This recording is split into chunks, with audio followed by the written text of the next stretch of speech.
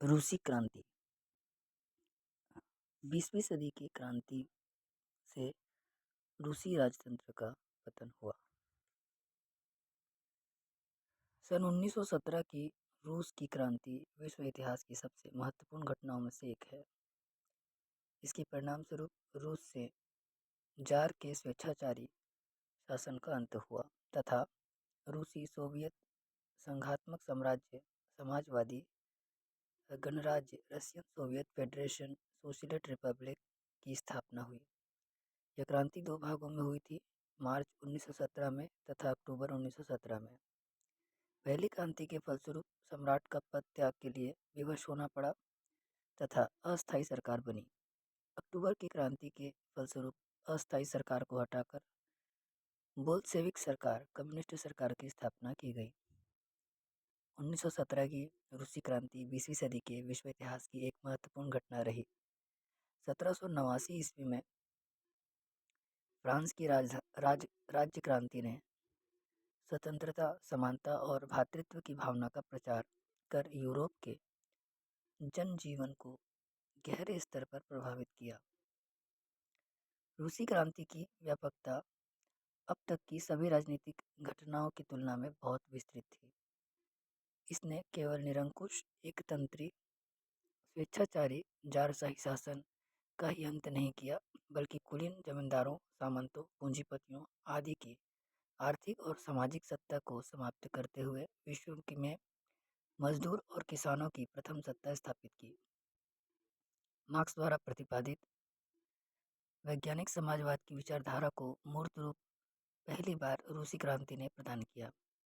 इस क्रांति ने समाजवादी व्यवस्था को स्थापित कर स्वयं को इस व्यवस्था के जनक के रूप में स्थापित किया।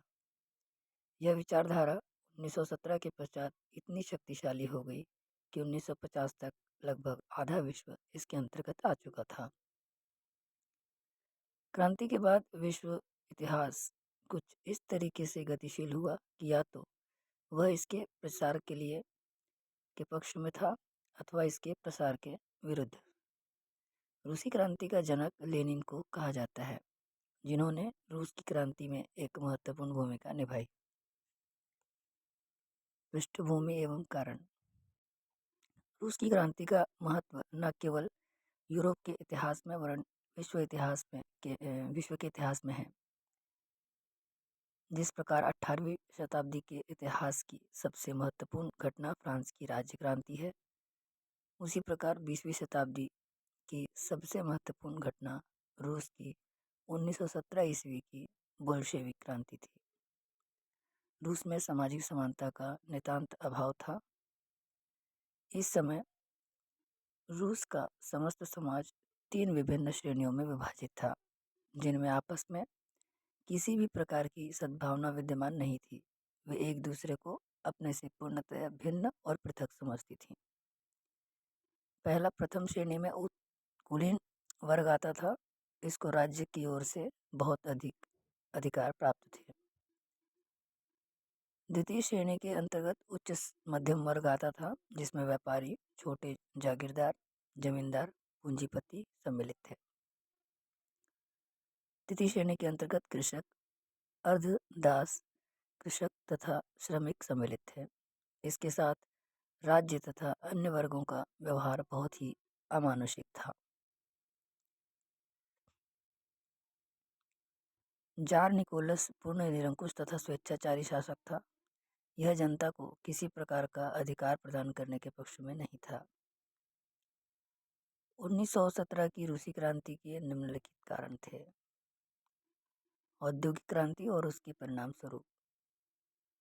अन्य देशों के समान रूस में भी औद्योगिक क्रांति हुई। यद्यपि यहाँ पर क्रांति अन्य देशों की अपेक्षा काफ़ी समय के उपरांत हुई, किंतु इसके होने पर रूस में बहुत से कारखानों की स्थापना हो गई थी। इस प्रकार रूस का औद्योगिकरण होना आरंभ हुआ। इसमें काम करने के कारण लाखों की संख्या में मजदूर देहातों और गांवों से अपने घर परिवार को छोड़कर उन नगरों और शहरों में निवास करने लगे, जिनमें कल कारखानों की स्थापना हुई थी। नगरों और शहरों में निवास करने के कारण अब वे पहले के समान सीधे साधे नहीं रह गए थे। नगरों में रहने से उनमें न केवल चलता पुर्जापन ही आ गया था, अपितु ये राजनीतिक मामलों में भी रुचि लेने लगे थे। इनको अपने राजनीतिक तथा सामाजिक अधिकारों का भी ध्यान हुआ। उन्होंने अपने क्लबों का निर्माण किया, जहां ये सब प्रकार के मामलों पर विचार करते थे और आपस में वाद विवाद करते थे। इनको यहाँ रहकर नवीन विचारधाराओं तथा प्रवृत्तियों का भी ज्ञान हुआ। इन्होंने श्रमिक संगठनों की स्थापना भी करनी आरंभ की। 1905 ईस्वी की क्रांति। रूस में 1905 ईस्वी में एक क्रांति हुई थी, जिसके द्वारा रूस में वैधानिक राजतंत्र की स्थापना करने का प्रयास किया गया था, किंतु पारस्परिक झगड़ों के कारण यह क्रांति सफल नहीं हो सकी और शासन पर पुनः जार का आधिपत्य स्थापित हो गया था। इस क्रांति का स्पष्ट परिणाम यह हुआ कि उसने रूस की साधारण जनता को राजनीतिक अधिकारों का परिचय करा दिया था। उनको ज्ञात हो गया कि मत या वोटों का क्या अर्थ है। ड्यूमा या दूसरे शब्दों में पार्लियामेंट के सदस्यों का निर्वाचन किस प्रकार किया जाना चाहिए। सरकार को लोकमत के अनुसार अपनी नीति का निर्धारण कर जनहित के कार्यों को करने के लिए अग्रसर होना चाहिए। अपने राजनीतिक अधिकारों से परिचित हो जाने के कारण रूस की जनता समझ गई कि रूस में भी पूर्णतया लोकतंत्र शासन की स्थापना होनी चाहिए, जहां साधारण जनता के हाथों में शासन सत्ता हो। पश्चिमी यूरोप का प्रभाव। पश्चिमी यूरोप के लोकतंत्र राज्यों का प्रभाव भी रूस पर पड़ा। यद्यपि रूस के सम्राटों ने पाश्चात्य प्रगतिशील विचारों का रूस में प्रचार रोकने के लिए विशेष रूप से प्रयत्न किया, किंतु विचारों का रोकना बहुत ही कठिन कार्य है, क्योंकि विचार हवा के समान होते हैं। प्रथम विश्व युद्ध के समय जर्मनी और उसके साथियों के विरुद्ध जो प्रचार कार्य मित्र राष्ट्रों की ओर से किया जा रहा था, उसमें मुख्यतः यही कहा जाता था कि वे लोकतंत्र शासन, जनता की स्वतंत्रता और राष्ट्रीयता के आधार पर नवीन राष्ट्रों का निर्माण करने के अभिप्राय से युद्ध कर रहे हैं। रूस मित्र राष्ट्रों के अंतर्गत था, अतः वहाँ की जनता पर भी इस प्रचार का प्रभाव बहुत पड़ा। मध्यम वर्ग के विचारों में परिवर्तन। रूसी में मध्य श्रेणी के व्यक्तियों में शिक्षा का प्रचार हो गया था। जिस प्रकार फ्रांस की क्रांति का श्रेय फ्रांस के दार्शनिक शिक्षित वर्ग आदि को प्राप्त है, उसी प्रकार रूस में भी क्रांति का वेग इसी श्रेणी के लोगों ने तीव्र किया। वे लोग नई नई पुस्तकों का अध्ययन करते थे। पश्चिमी यूरोप के विचारों की लिखी हुई पुस्तकें रूसी भाषा में अनुवादित हुई थी। अनेक एशियन लेखकों ने भी अपने ग्रंथों द्वारा नए तथा प्रगतिशील विचारों का प्रतिपादन किया। शिक्षित वर्ग पर उन नए विचारों का बहुत अधिक प्रभाव पड़ा। विशेषतः नवयुवक विद्यार्थी नए विचारों का अध्ययन कर यह भलीभांति समझने लगे थे कि उनका देश उन्नति की दौड़ में बहुत पिछड़ा हुआ है, जिसका प्रमुख कारण जार की निरंकुशता है। उनके हृदय में यह भावना जागृत हुई कि उनका कर्तव्य है कि वे अपने देश को उन्नत करने के लिए घोर प्रयत्न करें। महायुद्ध का प्रभाव। महायुद्ध में रूस मित्र राष्ट्रों की ओर से सम्मिलित हुआ। उनकी विशाल सेना ने युद्ध के आरंभ में बड़ी क्षमता तथा योग्यता का प्रदर्शन किया, परंतु 2 वर्ष तक निरंतर युद्ध करते हुए उसमें शिथिलता के चिन्ह स्पष्ट दृष्टिगोचर होने लगे। रूस की सेना बहादुर अवश्य थी, किंतु उसमें देशभक्ति और राष्ट्रीयता की वे भावनाएं विद्यमान नहीं थी, जो अपूर्व त्याग और मर मिटने के लिए प्रेरणा प्रदान करती हैं। रूस की सेनाएं संख्या की पूर्ति के लिए भर्ती की गई थी। उनमें वीर सैनिकों की परंपरा अवश्य थी, पर उनके सम्मुख कोई आदर्श विशेष नहीं था। यही दशा रूस की नौकरशाही की थी। रूस के कर्मचारी यह नहीं समझते थे कि वे देश की उन्नति और राष्ट्र की सेवा के लिए नियुक्त किए गए हैं। उनका आदर्श था सम्राट को प्रसन्न कर उच्च पदों पर आसीन होना। जब विश्व युद्ध लंबा होता गया और 2 वर्ष की लड़ाई के उपरांत भी विजय की कोई चिन्ह प्रकट नहीं हुए तो रूस की सेना और नौकरशाही घबरा उठी। रिश्वतखोरी, भ्रष्टाचार आदि रूस में पहले से ही अपनी चरम सीमा को प्राप्त कर चुका था। गरीब लोगों के लिए गुजर कर सकना असंभव हो गया था।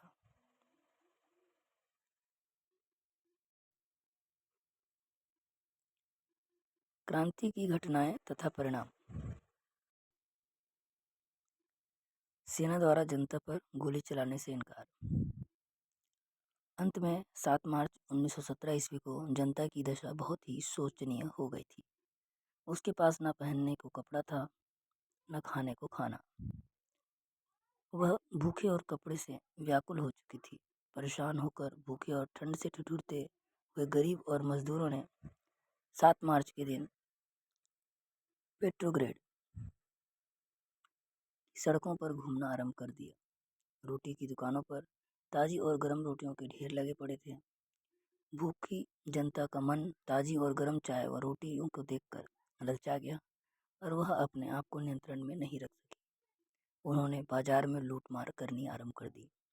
सरकार ने सेना को उन पर गोली चलाने का आदेश दिया कि वह गोली चलाकर लूटमार करने वालों को तितर-बितर कर दे, किंतु सैनिकों ने गोली चलाने से साफ मना कर दिया क्योंकि उनको जनता से सहानुभूति थी। उनमें से क्रांति की भावना प्रवेश कर चुकी थी। जब मजदूरों ने यह देखा कि सैनिक उन पर गोली चलाने को तैयार नहीं है तो उनका साहस बहुत बढ़ गया।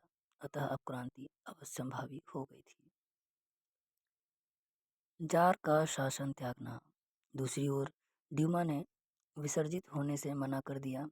उसका पेट्रोग्रेड सोवियत के समझौते हो गए, जिसके आधार पर 14 मार्च 1917 ईस्वी को उदारवादी नेता जॉर्ज स्लाव की अध्यक्षता में एक सामाजिक सरकार की स्थापना की गई। उसने 14 मार्च को जार के शासन का परित्याग करने की मांग की। परिस्थिति से बाध्य होकर उसने उनकी मांग को स्वीकार कर शासन में त्यागपत्र दे दिया। इस प्रकार रूस में जारशाही का अंत हुआ। क्रांति में मजदूरों को सफलता प्राप्त हुई, किंतु उन्होंने शासन की बागडोर को अपने हाथों में रखना उचित न समझ समस्त शक्ति मध्य वर्ग के हाथ में सौंप दी। रूसी क्रांति का संक्षिप्त कालक्रम, तिथियां और घटनाएं। 1855 जार अलेक्जेंडर द्वितीय के शासन का आरंभ। 1861 कृषिदासों की मुक्ति। 1874 से 81 सरकार विरोधी आतंकवादी आंदोलन का विकास और सरकारी प्रतिक्रिया। 1881 क्रांतिकारियों द्वारा अलेक्जेंडर द्वितीय की हत्या और अलेक्जेंडर तृतीय द्वारा उत्तराधिकार ग्रहण। 1883 प्रथम रूसी मार्क्सवादी समूह का गठन। 1894 निकोलस द्वितीय के शासन का आरंभ। 1898 रूसी सामाजिक प्रजातांत्रिक मजदूर दल का पहला सम्मेलन। 1900 समाजवादी क्रांतिकारी दल की स्थापना। 1903 रूसी सामाजिक प्रजातांत्रिक मजदूर दल का द्वितीय सम्मेलन। बोल्शेविकों और मंशेविकों के मध्य विभाजन का आरंभ। 1904-05 रूस जापान युद्ध, रूस की पराजय। 1905 की रूसी क्रांति। जनवरी सेंट पीटर्सबर्ग में रक्तिम रविवार। मार्च जार द्वारा सुधार की घोषणा। जून काला सागर स्थित ओडेसा पर युद्धपोत पोतेमिकन की चढ़ाई। अक्टूबर आम हड़ताल सेंट पीटर्सबर्ग सोवियत का गठन।